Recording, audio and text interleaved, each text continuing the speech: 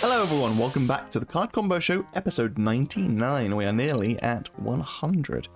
And this week I'm going to be looking at, they're all Opus 18 cards because Opus 18 is new, and also mostly FFBE cards because that seems to be what the developers are making a lot of at the moment. So we have Physalis, Poppy, Elena, FFBE, Cindy, and Ramza. Right, first up we have Physalis, a 2CP 5k ice forward. If you have one card or less in your hand, Physalis gains plus 3000 power, and then discard one card, remove the top two cards of your deck from the game. You can cast them at any time you could normally cast them this turn. You can only use ability during your turn and only once per turn. So it's a weird one because once those cards are removed, if you don't cast them once you pass a turn, they're gone. So not fantastic. Rosa, so Physalis, Rosa, and something like a Timos, just increasing the pool of cards that you have to be able to cast is really, really nice. And again, you're casting more things. Rosa or Timos are reactivating your backups, pushing you further towards Rosa's ability to be able to then play something off the top of your deck. It might also be a case that you know what's on the top few cards of your deck, so you can then use Physalis to maybe cycle some of those cards so that Rosa is then more likely to actually hit something to play onto the field. Sid Hayes, Rosa, Atomo, Sid Hayes, Physalis probably all work quite nicely together in a package. So Sid Hayes obviously can make it so the next card you cast is -2, but then you have to discard with Physalis to reveal top two cards. So you're kind of negating that -2 because you discarded for Physalis. But either way, if Sid Hayes said, like when you play him onto the field, top two cards, remove them from the game, then maybe play one of them, that's not too bad. So yeah. And just again, increasing the pool of cards that you actually have available to play using Physalis means that you're more likely to get to Sid Hayes' cast 3 to then dull and freeze 2 characters on your opponent's field. Yuna, a free way to be able to look at the top card of your deck, so if it's something that's actually maybe worth playing, obviously if it's a summon then Yuna could just cast it anyway, but if it is a forward or a backup or monster which is worth playing, you've revealed it with Yuna, so then you can discard Physalis to reveal that card to then hopefully play it. Seymour, so you play Seymour onto the field to then search for a summon, put it on top of your deck, and then you can use Physalis to remove from the game and then hopefully cast it. Now obviously that's quite a bit of investment there because you've had to play Seymour, that's 2 CP, you then had to discard a Physalis, that's a further 2 CP, and then you've got to cast whatever summon that is they actually put there. So, you know, it could be a fair amount, but if it's something like, I don't know, I want to say Bahamut Zero, but it's not Bahamut Zero. Is it Bahamut Zero? The 6 CP lightning summon which breaks a forward and then dulls all the rest of your opponent's forwards. That might be worth it for a push for game. So this is another means of being able to just make sure you know what's on top of your deck, then use Physalis to be able to cast it. Just bear in mind that it will cost you a fair few cards from hand. The one downside to Seymour is the fact that he would, if you hit him as an EX burst and then you put a summon to the top of your deck, you can't use Physalis to be able to cast it because you can only use her discard ability on your turn. YKT63, a really good card in mono ice just to be able to at least dull and freeze a forward opponent controls, but if your opponent has one card less in hand you get to break it instead. That's pretty decent for 3 CP and ice, but then you can actually make use of his ability to pay 1 and then look at the top 2 cards of your deck and return these to the top or bottom in any order. So it means that you can cycle 2 cards to then, if they're cards that you don't want to really play off of Physalis, to then discard Physalis to then get something else. X-Death. This is a bit of a push, but maybe you're at like 18 cards, 19 cards removed from the game, and you haven't quite got to X-Death's threshold to remove stuff. Discard a card with Physalis and then remove 2, at which point X-Death will be then online. So, it's a way to get him to trigger, I guess, if you really want to do. It's not the best thing in the world, but also, if you are using Physalis with X-Death in the deck, at the very least, you're discarding cards from hand, which is then filling up your break zone, which means if you do play X-Death onto the field, he will then also remove more cards from the break zone if you've used Physalis a few times. Right, we have Poppy, a 2 CP 5k wind forward. The wind forwards you control gain this forward cannot be blocked by a forward across 3 or more. The ice forwards you control gain plus 1000 power and first strike, and the earth forwards you control gain plus 1000 power and brave. So there's a lot to take in there. Ixion. This is mostly in, well, I say mono wind lightning, but make it so that your wind forwards can't be blocked by a forward of 3 or more. So cast Ixion so your opponent has no forwards of 2 or less.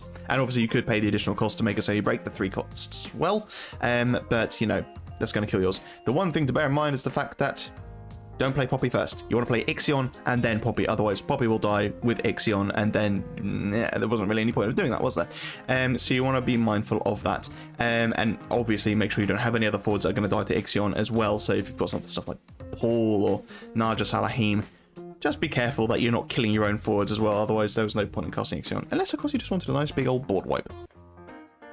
Naja Salahim, yeah, so making it so that she can't be blocked by forwards of 3 or more is really nice, because she already can't be chosen by summons or ability, and then when she deals damage to your opponent, you get to choose a counter on any character, that includes your opponent's, and then double. So let's say you have Gargas on the field, and your opponent has 2 poison counters on it, so it's minus 4,000 power. You hit your opponent with Naja Salahim, those counters then go up to 4, at which point it's minus 8k, which might be enough to kill it. So yeah, fun. Boko. So when your opponent, when a party you control deals damage to your opponent, draw a card. Just making it so that most of your win cards can't be blocked by a lot of forwards is quite nice.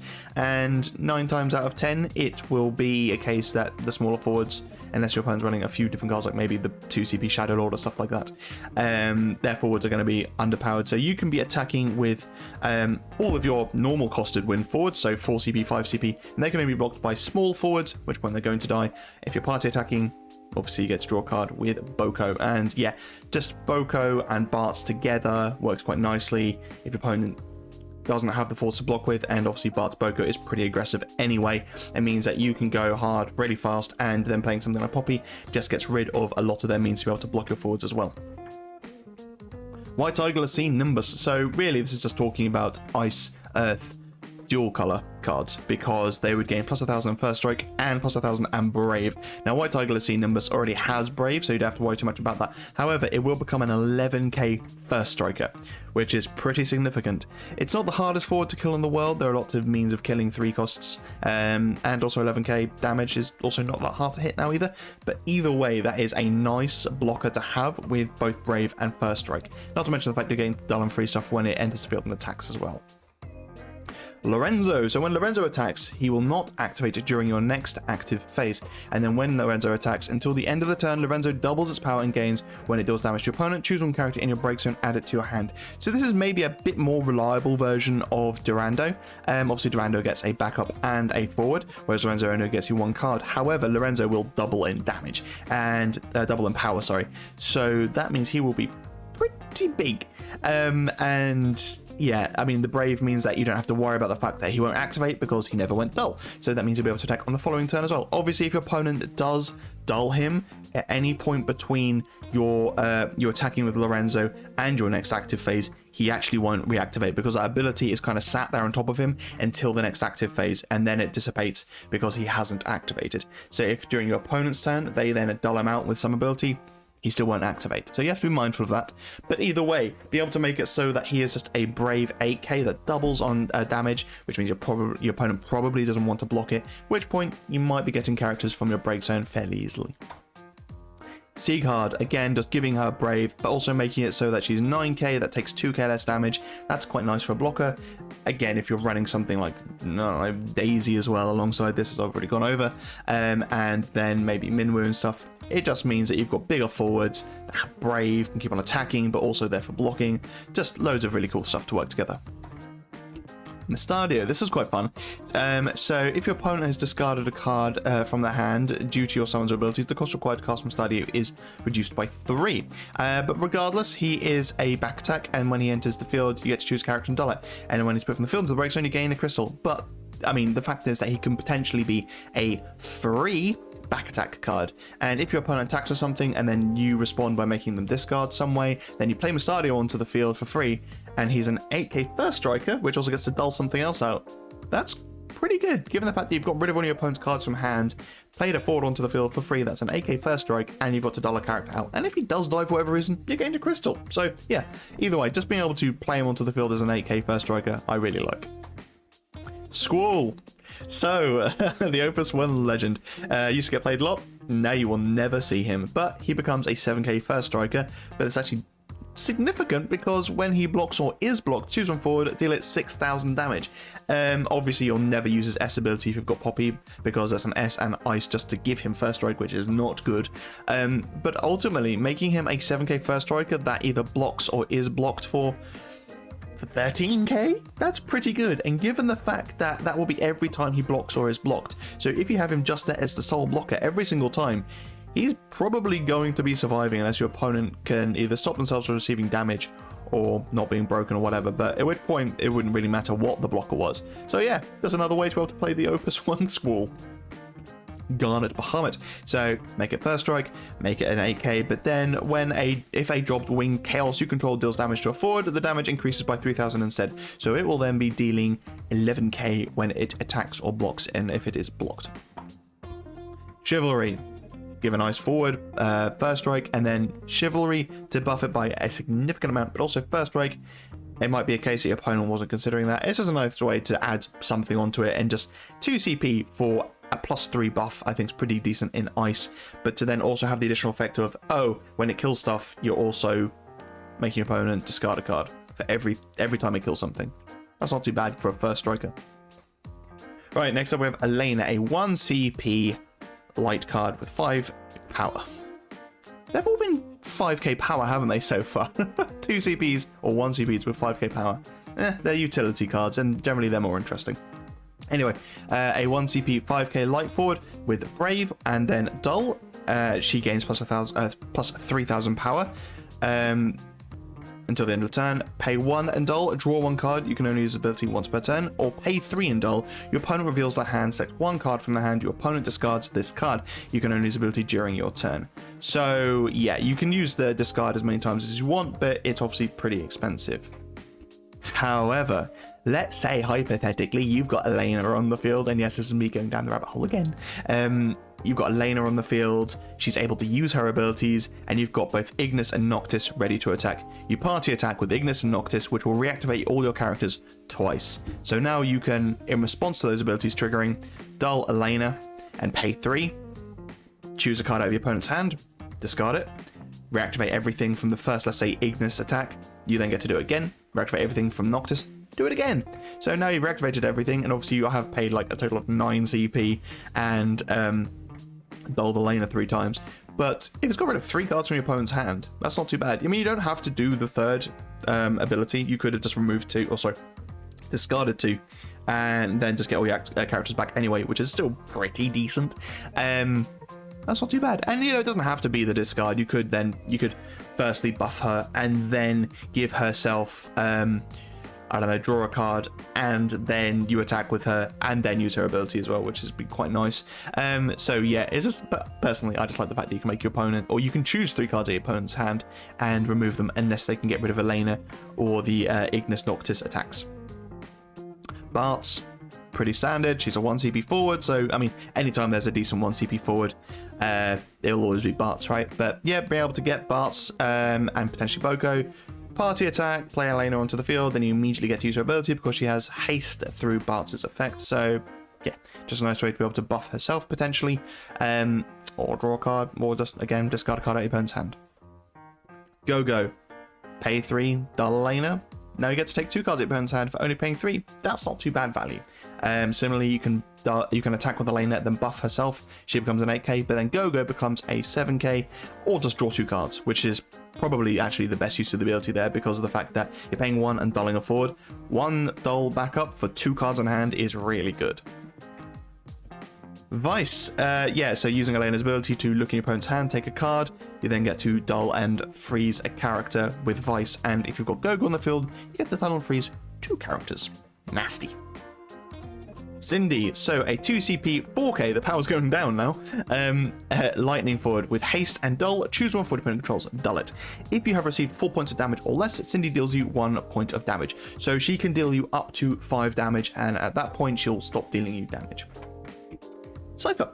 So yeah, obviously Cypher likes to use damage whenever you take a point of damage. Choose one forward until the end of the turn. It gains plus 2000 power and haste. So it might be a case that you've got another forward with another dull ability that you want to use. You could do that on your opponent's turn if you wanted. So your opponent tries to attack. You use Cindy, dull one of your opponent's forwards, take a point of damage, give something haste, and then, I don't know, maybe use Seymour, for example, to remove 6 summons from your break zone, deal a point of damage on your opponent's turn. But yeah, just 2 cards that are probably going to be in some sort of self-damage deck, and not to mention the fact that it's, yeah, just giving you plus 2000 power and haste to any forward you want anyway, so just be able to block for that matter is decent. Odin. So select one of two following actions, choose one forward of 2 or less, break it, or choose one forward of 4 or less. If you have received a point of damage this turn, break it. So you can dull Cindy to dull one of your forwards, take a point of damage, and then you can cast Odin for only 2 to then break a forward of 4 or less, which for 2 CP isn't too bad. Obviously, you haven't taken a point of damage, and you probably want to run this in a high EX deck, but either way, still able to remove 2 things out of the way, which hopefully you can either push for game or stop your opponent from attacking. Behemoth K, so as I mentioned, Cindy or Cypher are just really good for being able to getting yourself to that 5 points of damage. So, I mean, and your opponent will never push you to 5 damage. The more and more cards that come out that utilize 5 damage, the less your opponent's going to push you there. So, yeah, being able to be on 4 damage to play Cindy onto the field, dull her to dull one of your opponent's forwards, to then take yourself to the 5th point damage, and then play Behemoth K, who now has haste and will be dealing 2 points of damage unless your opponent can Amaterasu or Leviathan or something to stop the attack or the abilities going off. Either way, that's pretty gnarly. Yes, I just said gnarly. Sid Haze. So when he enters the field or attacks, activate all the job engineer you control. And then you can dull, choose one forward other than Sid Haze against plus 1,000 power for each job engineer you control until the end of the turn. Yeah, so just being able to maybe dull Cindy, dull something out of the way, reactivate Cindy, dull her again to move another thing out of the way isn't too bad. Obviously be mindful of the fact that you might be dealing yourself 2 points of damage with that, but still not the worst thing. However, if you were to combine this with Cypher, that could be where things start to get a bit interesting, because you could, let's say, have Cypher on the field, you play Cindy, and then you play Sid Haze. That will then trigger to reactivate all of your engineers. You can then dull Cindy to deal yourself a point of damage, to then give Sid Haze haste. Then Sid Haze's reactivation will happen. Cindy will stand back up. You can then dull Cindy again. Hopefully you're, I should say, hopefully you're at 5 damage. Hopefully you won't deal yourself another point of damage to dull something else out of the way. You then attack with Sid Haze as he now has haste through Cypher, and that then again will reactivate Cindy. And then there will be, you know, all your other engineers reactivated as well. So you've reactivated them twice by giving Sid Haze haste, which is quite fun. I mean, you could also just have dulled Sid Haze to get buff something as well, if that's really what you wanted to do. But either way, I think at some point in the future, not anytime soon because there aren't enough, but we might get to a point where there are enough engineers in the game, both backups or forwards of good utility, where this Sid Haze might actually become very, very useful. Because the fact that he activates all engineers, both forwards, backups, on both entry and attacks is probably really, really good and abusable somehow. Thief. Use Cindy, dull out a forward opponent controls, deal yourself a point of damage. You're now taking a point of damage. You can put Thief into the break zone to make your opponent mill 4 cards instead of 2. There's one of these backups for every element. I think in fire it's pay a fire and break it to deal, I think, 8k to a forward. Lightning has the same, but deal 8k to an active forward. I think water makes you draw 2, discard 1. You see where I'm going with this, but ultimately I went for Thief because it's the more interesting, because you mill your opponent 4 cards, which is actually fairly significant. So yeah, just a neat way to be able to get these abilities as well. Finally, we have Ramza, a 7k, 7 CP, 9k forward, with the text Warp 2, so fire and anything else. So he'll come in after 2 turns, which isn't too bad. And when Ramza enters the field, choose 1 job knight of cost 5 or less in your break zone, play it onto the field. And then you can dull 4 active job knights, choose 1 forward opponent controls, break it. Ramza deals your opponent 1 point of damage.